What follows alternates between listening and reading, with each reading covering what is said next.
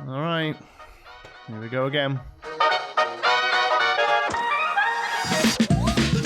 Welcome, Illumineers and fans of the happiest card game on earth. I hope you're all having as much fun as I am with Set 1, the first chapter of Disney's Lorcana. But with Set 2 only a couple of months away, it's time we started taking a look at it. A huge news drop today came out with a pile of new cards coming in Set 2 and a lot of other goodies as well. This is going to be one of two videos today. This one's just going to be looking at the cards themselves. Our other video is going to be talking about all the other bits and bobs that we found out. And before we move on, I do want to point out anyone who's getting ready to comment that Set 2 already, only Set 1 just came out, or there's no Set 1 product anywhere.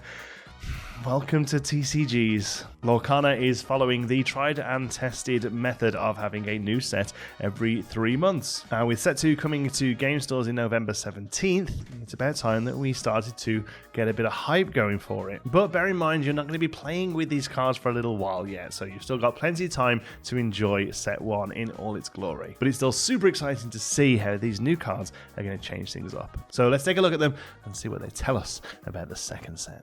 So there are 13 cards altogether. We'll take a look at them in set order, I guess. So we start off with the amber ones, and this is number 13. Mickey Mouse Friendly Face. He's a 6-costed inkable 1/6 for 3 lore with the classifications Storyborn and a hero. And he has the ability Glad You're Here. Whenever this character quests, you may pay 3 less for the next character you play this turn. Super rare and fantastic art, joint piece of art here by Veronica De Lorenzo and Livio Cacciatore. I apologise if I'm pronouncing that badly, but a solid start, to be honest with you. Nice to see a very possibly playable Mickey Mouse, and questing for 3 lore and then making something else most likely free to hit the table is a pretty good start, I think, and excited to see more from this one. Next up, we have this one excites me a lot, actually. It's a Floodborn Queen, and it's a villain in amber as well, which is very exciting. So we have a 5-costed inkable 4/3 for 2 lore, the Queen Commanding Presence. She's a Floodborn villain queen. Shift 2. And who is the fairest? Whenever this character quests, chosen opposing character gets -4 on their strength this turn, and chosen character gets +4 on their strength this turn. She's also a super rare, and also joint art by Matthew Robert Davis and Lady Charlerin. Wow, this is interesting. A really cheap shift cost. I think the first time we've seen a shift cost that isn't just 2 less than the cost of the card itself. Obviously, I don't think we have a queen in this pile that she can shift onto, the only other queen being another 5-drop in Amethyst. But still, nice to see villain in amber, so Hades from set 1 getting some support there, which is exciting stuff. And the ability, I don't find those combat tricks to be particularly solid, but this one is on quest as opposed to entering play, whereas most of the ones that we currently have are entering play. So this one may actually be better than those. Next up is a 2-costed uninkable action song, 0 to hero, obviously from Hercules. Count the number of characters you have in play. You pay that amount of ink less for the next character you play this turn. So Robbie DeSalvo has done some fantastic art here on this uncommon, and this one's a really interesting one. Basically, this could be a good way of cheating out your big bomb in a go wide deck. At the moment, in something like a Stitch Rockstar deck, you're really hoping to have that Stitch new dog in play to shift onto, but with a couple of these in your deck, you might not necessarily need to. You might just be able to cheat that Stitch out because your board is full of lots of little things. So exciting. I'm never really very good at figuring out whether actions are good or not. So I'm not 100% sure on this one, but I definitely think it's an interesting design space. Counting the number of characters you have in play is definitely a new thing that we're not currently doing. So that's very exciting to see. Next up, we have a 4-costed inkable 3/4 for 1 lore, Elsa Gloves Off. She has the classifications Storyborn, Hero, Queen, and Sorcerer, and she has Challenger +3. She's a common with great art by Christian Romero. Yeah, a relatively solid challenger here. She's a 6/4 on the attack. Not too much to say about her at the moment, really, although I'm very excited to see all of the Sorcerer support we seem to be getting in Amethyst. I really hope there is a payoff for that in this set, because I'm a big fan of typal builds. Another one here, a forecasted inkable 1/5 for 1 lore, Merlin Shapeshifter. He's a Storyborn Mentor Sorcerer with the ability Battle of Wits. Whenever one of your other characters is returned to your hand from play, this character gets +1 lore this turn. Again, more great art here from Matthew Robert Davies on this rare card. This is a very interesting one, I think, because as you first read it, you think, oh, that's a bit of a backup for when something gets bounced to my hand. But I imagine you're probably going to want to start bouncing your own stuff to your hand to have this thing trigger. Is there a deck that runs a Merlin Shapeshifter and befuddles its own characters to get this thing popping off as the end game? It's going to be very interesting to see. And here is perhaps the greatest sorcerer of all, Winnie the Pooh, a 5-costed inkable 5/5 for 2 lore Winnie the Pooh Honey Wizard with the abilities Dreamborn, a hero and sorcerer. John Lauren doing incredible art here on this common card. John Lauren, great to see more from him. In the first set we just had Robin Hood from him. He has this really beautiful storybook style, and I'm very glad to see more from him. I think this is fantastic art here.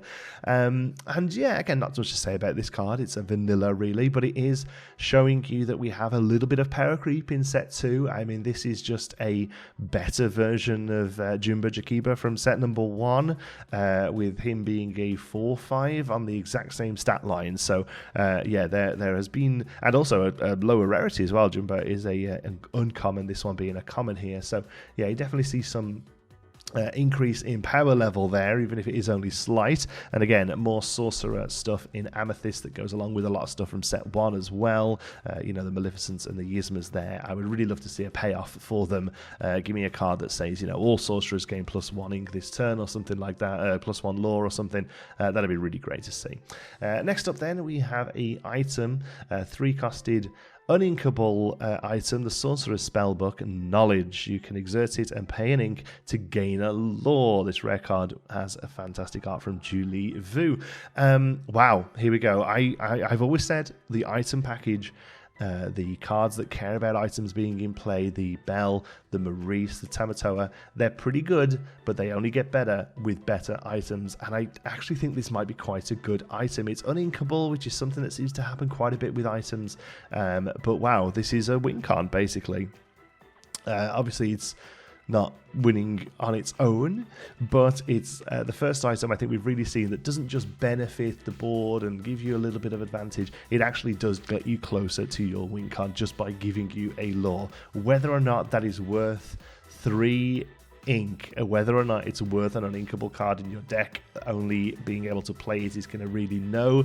But still, this is the kind of thing I think that the item deck needed to see, something that really just helped you get to that win condition. And I think this is arguably the first card we've seen from Fantasia. I'm pretty sure this is the Sorcerer's, this is Yensid's Spellbook from Fantasia. But I could be wrong. It's difficult on some of these items because, there are a few Sorcerer Spellbooks throughout Disney. But I think, yeah, there's a W there, sort of crested on the board. Although is that an M upside down? It might be an M upside down because it's the start of the word. I don't know. This could be Yensid's book, but I'm not sure. This could be the first card from Fantasia because technically, I suppose Magic Broom is Fantasia. I was going to say Wayward Sorcerer isn't really Fantasia, but I suppose Magic Broom is. So yeah, I'm talking rubbish, ignore me. Second Floodborn, and in a set called Rise of the Floodborns, you expect to see a few of them. This is a 5-costed uninkable 3/3 for 3 lore, Belle Hidden Archer. She has the classifications Floodborn Hero Princess, and she has Shift 3 and Thorny Arrows. Whenever this character is challenged, the challenging character's player discards all cards in their hand. Aisha Damagapetova has done an incredible job on this legendary, and boy, she is legendary. I mean, uninkable, we're never a fan, but I'm sure some cards just are. But this is just a glow up on the Emerald deck, right? This is basically a better Flynn Rider, I suppose.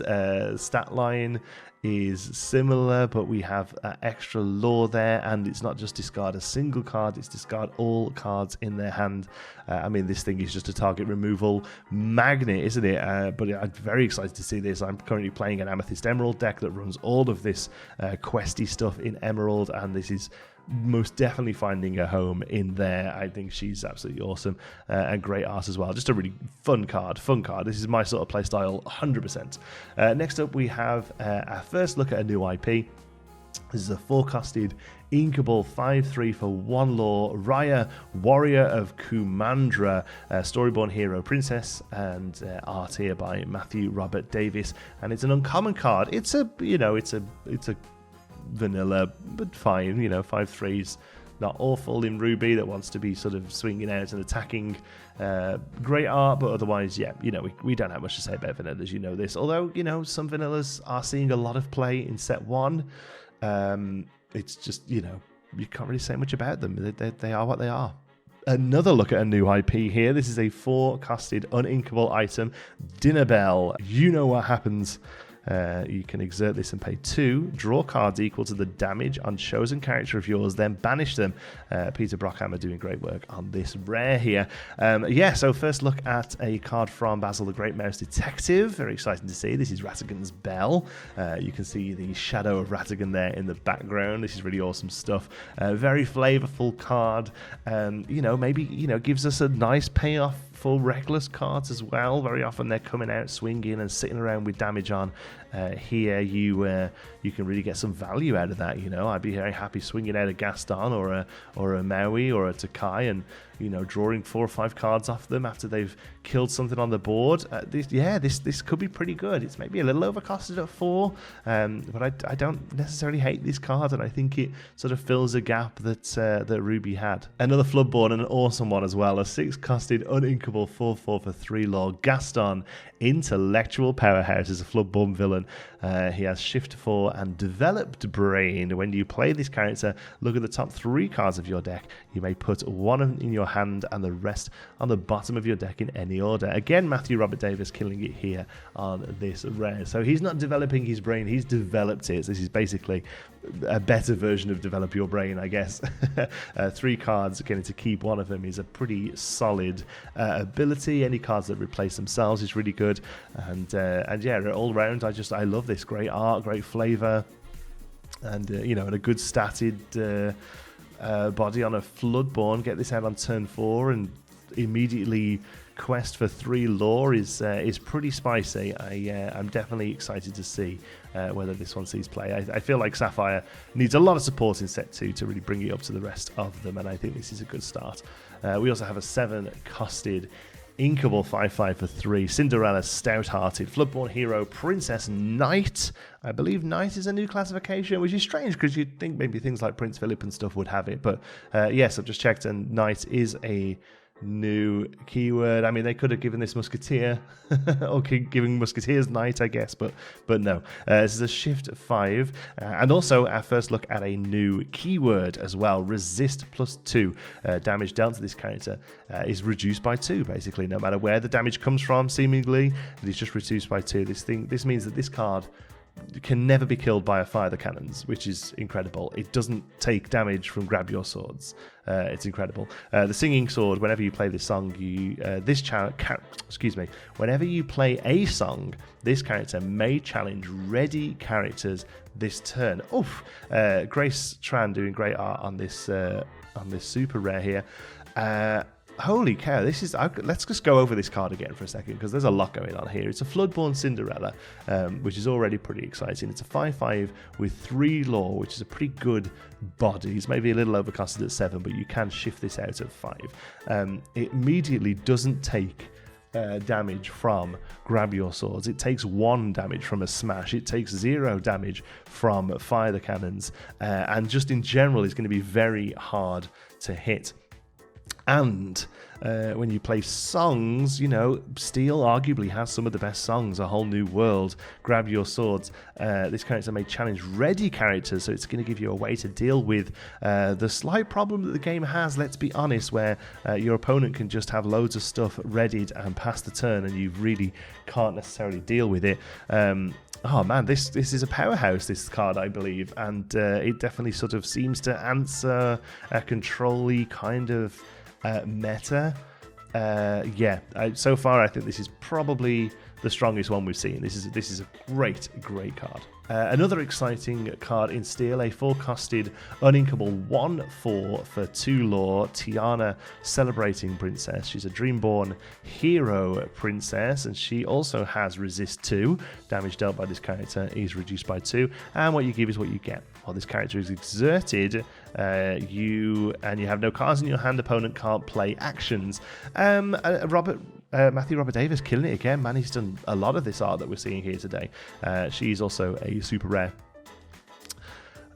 Wow, another really solid Steel card. I don't, whether or not this starts to see play over something like Giant Tink, I'm not necessarily sure, but I do actually think Resist is pretty strong.